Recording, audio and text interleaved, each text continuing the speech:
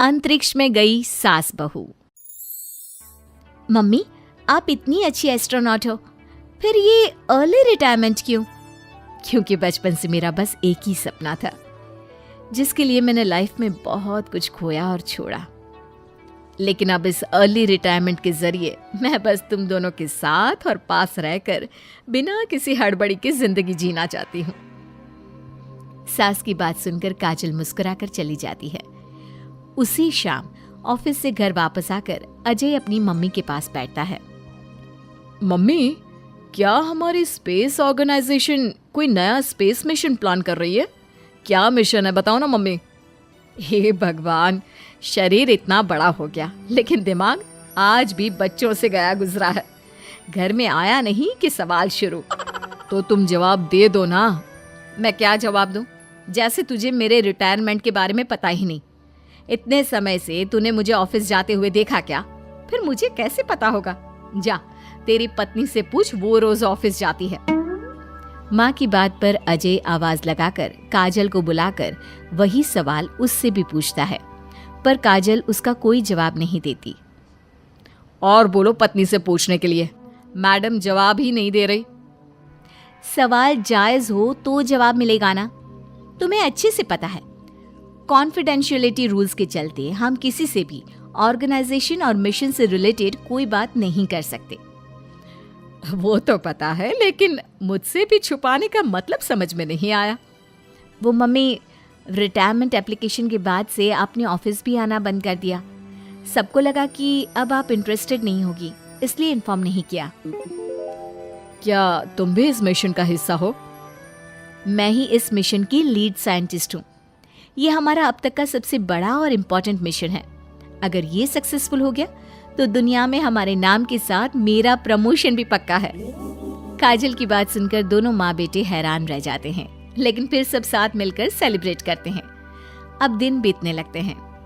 काजल space mission के चलते पहले से ज्यादा बिजी हो जाती है और देर तक ऑफिस में समय बिताने लगती है। कुछ समय तक इसे चुपचाप देखने के बाद एक सुबह बहू को सामने देखकर आखिरकार सास उसे टोक ही देती है। आ रही हो या जा रही हो? भाई, हमें तो तुम्हारी शक्ल देखे लगता है सदियां बीत गई।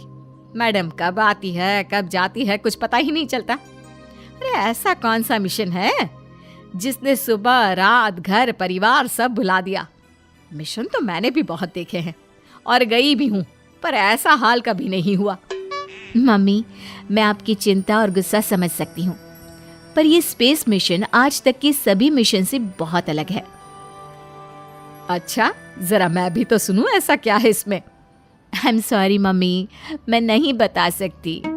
भूलो मत, मैंने रिटायरमेंट अप्लाई किया है, लेकिन रिटायर होने में अभी 7 महीने बाकी है, जिसके हिसाब से मैं आज भी ऑर्गेनाइजेशन का हिस्सा हूँ।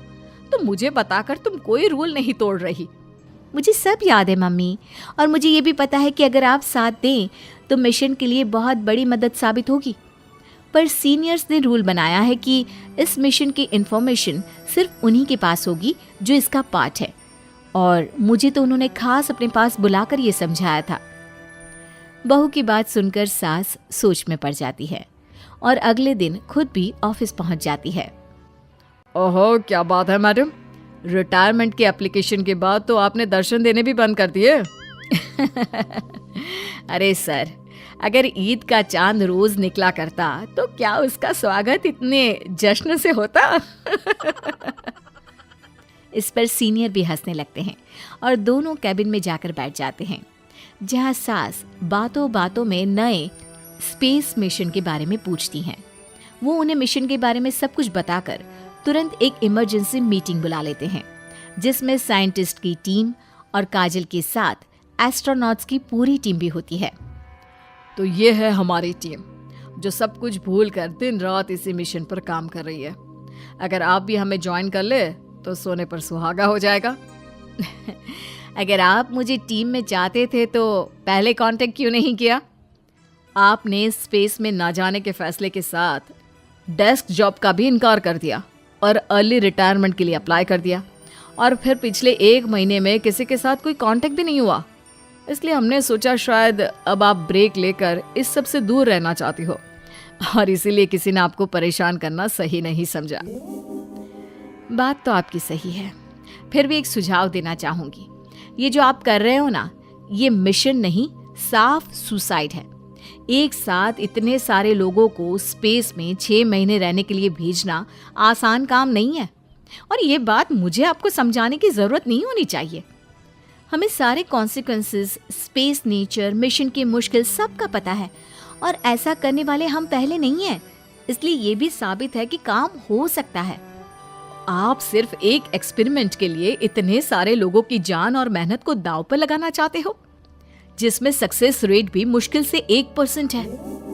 बहुत देर तक इन्हीं सब बातों पर बहस चलने और काजल की सास उर्फ ऑर्गेनाइजेशन की सबसे एक्सपीरियंस्ड एस्ट्रोनॉट को बहुत देर समझाने के बाद भी जब वो राजी नहीं होती, तो ऑर्गेनाइजेशन के सीनियर्स को उन्हें घर वापस भेजना पड़ता है। लेकिन उसी के बाद से न चाहते हुए भी सास मिशन के बारे में सोचना बंद नहीं कर पाती। इसी तरह 1 हफ्ता बीत जाता है। माँ, जब घर में बैठकर भी मिशन के बारे में ही सोचना है, तो इससे अच्छा है कि वहां जाकर इस सोच के जरिए उनकी मदद ही कर दो। उन्हें ऑफिस में नहीं, स्पेस में जाने के लिए मेरी जरूरत है। वो चाहते हैं कि मैं हेड एस्ट्रोनॉट बनकर बाकी सबके साथ स्पेस में जाऊं। वाओ, रिटायरमेंट से पहले आखिरी असाइनमेंट की तरह इससे अच्छा और क्या हो सकता है माँ? आपको हाँ बोल देना चाहिए। उस टीम में एक मेंबर काजल भी है। अगर हम दोनों ही चले जाएंगे तो तुम अकेले कैसे रहोगे? वहां से जिंदा वापस आने की कोई गारंटी नहीं बेटा। अब भी हमें भेजना चाहते हो क्या? जिस दिन से आपको पहली बार स्पेस में जाते देखा है, तभी से ये डर और पॉजिटिविटी दोनों साथ लेकर जीना सीख गया हूं। आप जाओ माँ, मुझे पूरा भरोसा है आप दोनों वापस भी आओगे और देश के साथ मेरा नाम भी रोशन करोगे। बेटी की बात सुनकर माँ के अंदर हिम्मत आती है और वो एक बार फिर स्पेस ऑर्गेनाइजेशन पहुंच जाती है, जहां उसके फैसले से सब बहुत खुश होते हैं और स्पेस मिशन की तैयारी पहले से ज्यादा जोश में शुरू हो जाती है। कुछ ही समय बाद दोनों सास बहू स्पेस में पहुंच जाती हैं। आखिरकार आज मेरी साइंटिस्ट बहू एस्ट्रोनॉट भी बन गई। सिर्फ स्पेस सूट पहन लेने से कोई एस्ट्रोनॉट नहीं बन जाता। मैं साइंटिस्ट हूँ और उसी में खुश हूँ। अगर मिशन की रिक्वायरमेंट नहीं